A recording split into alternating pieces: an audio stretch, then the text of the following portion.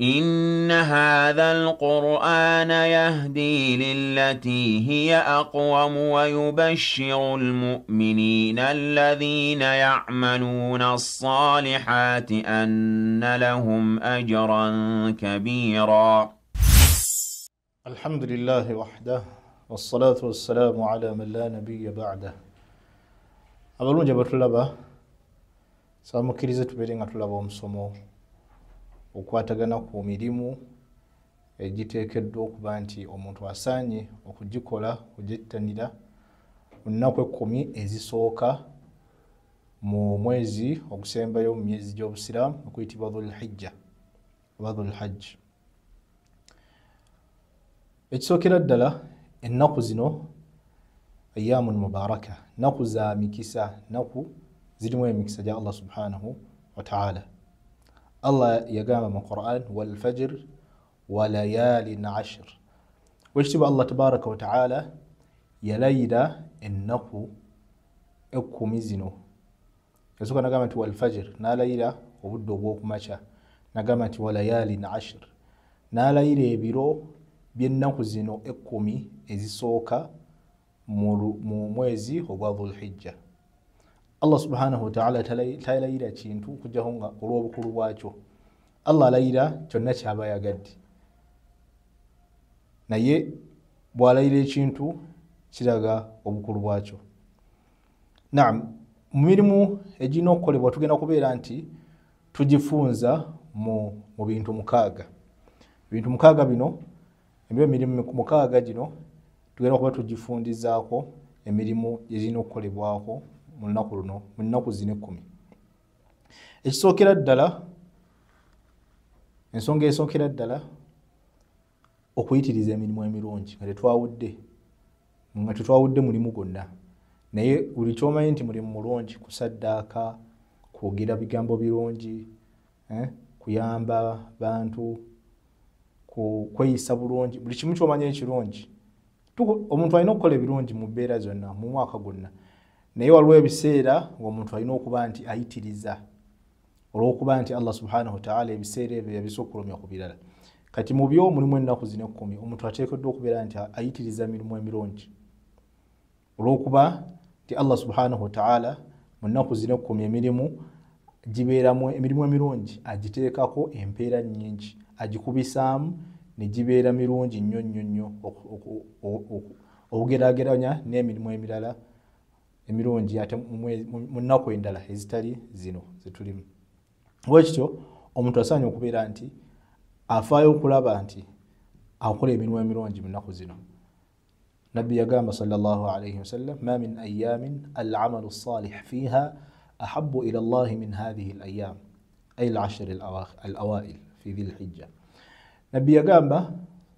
nti tewali mulimu gwonna, tewali lunaku lwonna mu nnaku nga Allah ayagala nnyo emirimu emirungi okusinga mu nnaku zino 10 ezisooka mu mwezi ogwa dhulhijja. Allah ayagala nnyo emirimu emirungi mu nnaku zino 10 ezisooka, yadde nga ebbanga lyonna Allah ayagala emirimu mirungi, naye mu nnaku zino 10 ezisooka Allah subhanahu wa ta'ala aba musanyufu nnyo. Allah subhanahu wa ta'ala akubisaamu nnyo emirimu emirungi omuntu gy'aba akoze. Kyova nti al-Hafidh ibn Hajar omumanyi oyo yabeera nti agamba nti ennaku zino 10 ekyazifuula okuba nti za nkizo mu nnaku ziri endala zonna zonna, olw'okuba nti lijtimaa'i ummahati al-ibada fihi, okubeera olw'okuba nti emirimu gyonna egy'amaanyi egikulembera emirimu gyonna emirala gyegattira mu nnaku zino 10. Empagi zonna ez'obusiraamu omuntu asobola ozikolera mu nnaku zino 10. Ennaku zino 10 zigenda okuggwako ng'omuntu akoze empagi zonna ez'obusiraamu, kisoboka ng'asadde essala. Sooka okuba nti alina shahada, omuntu alina okuba nga agiina, akkiriza nti tewali asinzibwa mu butuufu okujja kwa Allah. Ekyokubiri, omuntu asaaliramu ennaku zino. Ekyokusatu, okutoola zaka, omuntu asobola okutoola zaka mu nnaku zino. Ekyokuna, omuntu asobola okusiiba. Ekyokutaano, omuntu asobola okugenda mu hijja mu nnaku zino 10 nekiba nti kisukkulumya ennaku zino mu nnaku ziri endala nti omuntu asobola okusiibiramu n'asaddaakiramu n'akoleramu hijja n'asaala ekiri waggulu eyo byonna byonna ng'akkiriza Allah n'omubaka we nabwe kityo ennaku zino za nkizo ku nnaku ezisigadde omulimu gw'okubiri okusiiba tulina okufaayo omuntu n'alaba nti asiiba ennaku zino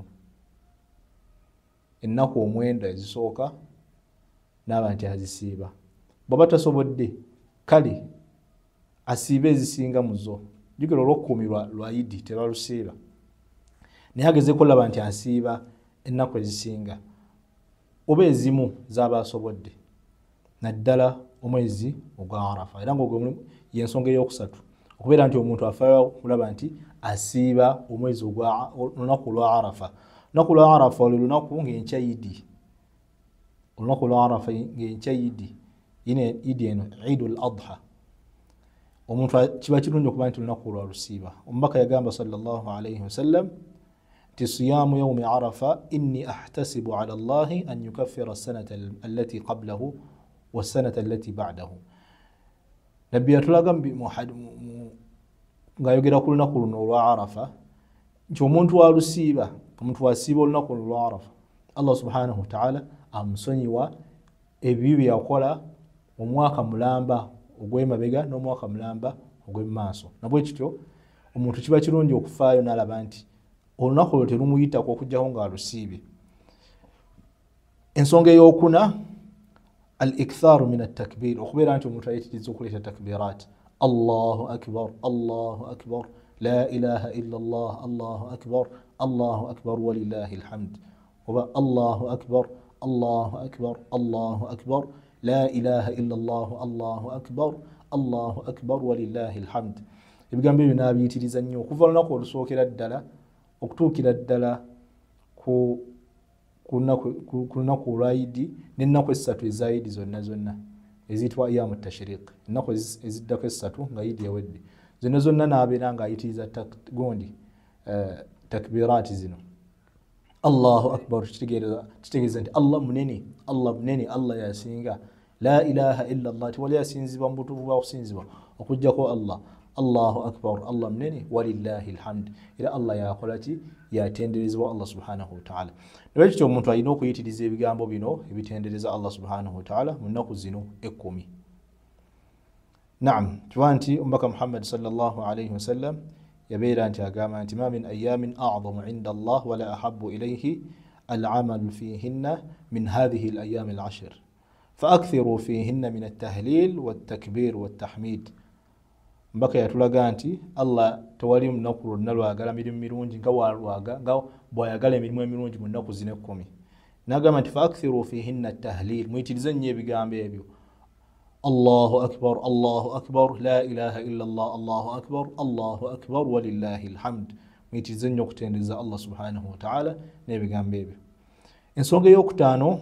omuntu gyasaanye okufaayo okubeera nti atuukiriza mu nnaku zino 10 ezisooka okusaba edduwa mu lulimi lwonna lw'omanyi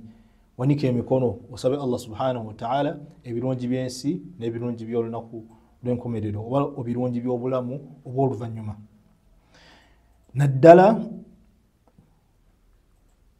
naddala ku lunaku olwa Arafa omuntu alina okubeera nti afaayo okulaba nti asaba nnyo Allah subhanahu wa ta'ala naddala ku lunaku olwa Arafa khayru du'a yawmi Arafa edduwa esinga okuba ennungi yedduwa omuntu gy'asaba ng'ali ku ki mu lunaku olwo olwa Arafa olunaku olwa Arafa tugambye lunaku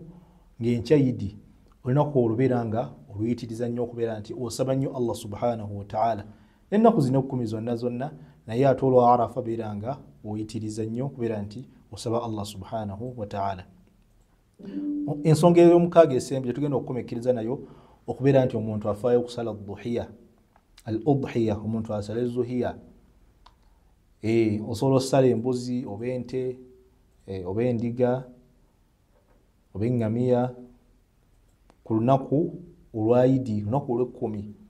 watosobodde ku Idi ennaku zino esatu zonna ezigoberera yidi zonna za kusala olunaku olusembayo ofaayo nolaba nti osala nga enjuba tennagwa n'ofaayo okulaba nti osala kirimu empeera mpitirivu nnyo nabwe kito kubiriza omwoyo gwange nejja mu kubeera nti ennaku zino 10 tufaayo okulaba nti tuzigulumiza mu mitima gyaffe n'okubeera nti tufaayo okulaba nti tusiimisa Allah subhanahu wa ta'ala n'okubeera nti tukola emirimu emirungi egitusembeza mu maaso ga Allah tabaraka wa ta'ala. هذا والله أعلى وأعلم وبارك الله فيكم والسلام عليكم ورحمة الله وبركاته.